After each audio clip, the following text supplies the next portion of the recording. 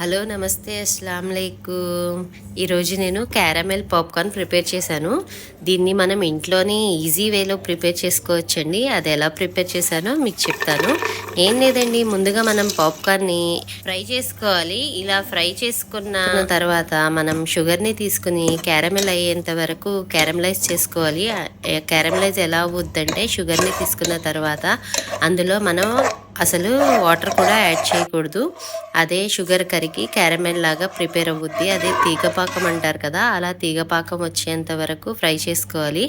అందులో ఒక 2 drops vanilla essence పడేస్తే ఇంకా మంచి ఫ్లేవర్ వస్తుందండి. మనం బయట కొనుక్కోవాల్సిన అవసరం లేదు, ఇంట్లోనే ప్రిపేర్ చేసుకోవచ్చు. ఏదైనా ఒక మూవీ పెట్టుకుని ఇలా పాప్కార్న్ తింటూ ఇంట్లోనే అందరూ కలిసి ఎంజాయ్ చేయొచ్చండి.